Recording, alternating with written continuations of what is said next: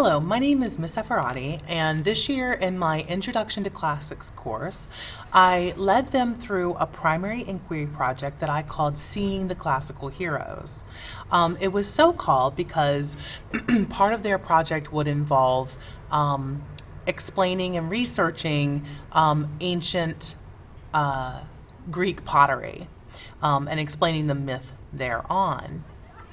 Since this was a primary inquiry project, I wanted as much of the research, the guiding research, to be generated by the student themselves, by the student herself, I should say.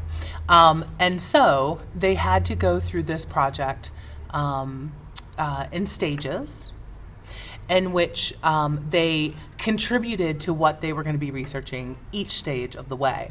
So the first thing that they needed to do was to choose a hero. So part of what this project was intended for them to do was to research a hero, just to choose a ancient Greek mythic hero that we would not have time to study in class, and use this project as a way for them to learn more about, and really in a much deeper way, about one particular Greek hero.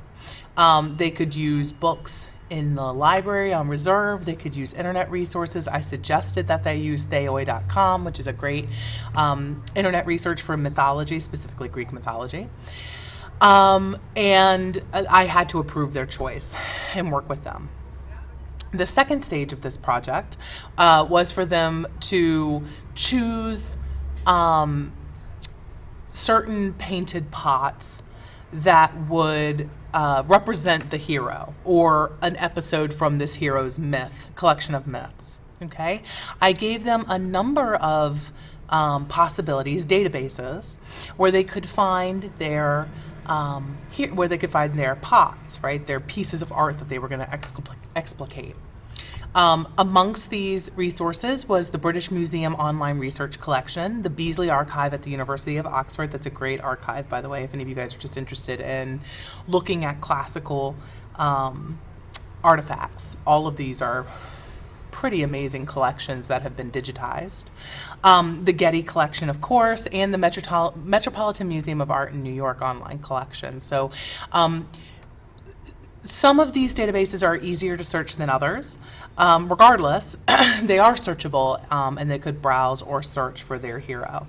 Once they chose their vases, all of them chose to do two Greek vase paintings instead of doing another medium of art, and I very much support that decision because it's usually easier to find representations of myths on vase painting. Once they had their hero or heroine and they had their pot, they had to formulate research questions. So they had to look at the pot, they had to draw on the knowledge that they had already learned about their hero, and then they had to formulate research questions about the pots themselves, about the shape of the pot if they wanted to do that, about the way that the pot was painted if they wanted to do that, but also about the hero and the way that his myth is being represented in the vase painting. They could look at any number. In fact, I encouraged them to develop as many research questions as they could. I told them that they were required to do between 7 and 10 research questions so that we could weed out ones that perhaps wouldn't actually bear any fruit or go into fruition. And then, of course, they had to have their research questions approved by me. Once they had developed their own research questions, and actually it was this part of the project was super interesting because they got to look at pots and notice things that, sometimes I don't even notice anymore because I'm just so used to sort of the visual clues that Greek art gives to us. But this was new to them, and so they could go off and research these questions that for some of them they had never thought about, and for me, I hadn't thought about it in a long time. So it turned out to be a very, very fun and interesting exercise. This is why I called the project Seeing the Greek Heroes, because they really had to look at the pots and see what was being represented and use the skills and the knowledge that they have to interpret and to through research. The way that they presented all of this information was through a thing link. So they used this program ThingLink. It is actually very easy to use on iPads, so I have a cart of iPads in my room. They very easily use them, and we didn't even have to leave the classroom if we didn't want to. I gave them obviously all their warnings about online sources. They had to provide me with a work cited, the works that they cited, including websites. And then I gave them an example of what I did, or how to do this, by making my own ThingLink. I chose a hero that we had done in class so that they could, because they already had knowledge on that one, so they could see my process in developing. But, you know, I put a tag on this to, you know, lead us to the actual original pot in the Beasley archive. One of the questions that I developed for this pot was, what is this pot shape called and what was it used for? As you can see, I found a link that tells me that this is a crater and it's used to mix wine with water. I also had a more general research question, which is, why do the Greeks depict myth on their pots? Why do that? And as you can see, I went to a book to research my answer and formulate an answer that I could tag on here.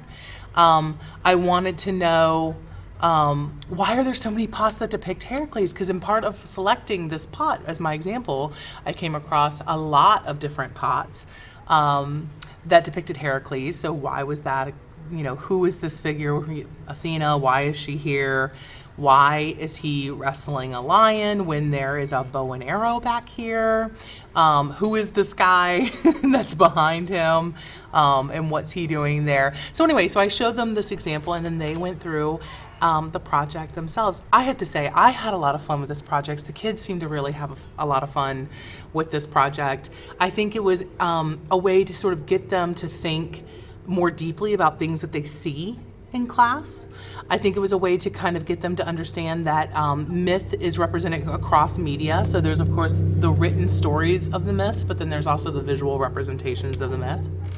And I think that what I was really proud of was the way that they really found great sources on the internet, academic sources on the internet, and used them to interpret and to offer answers to their questions that I found to be very sophisticated, especially for high school students, extremely sophisticated answers. So I'm really happy with the project, and I have 2 students who will be explaining their process and their projects. One is a junior named Natalie Short, and the other one is a senior named Caitlin Orgak. Okay, thanks so much.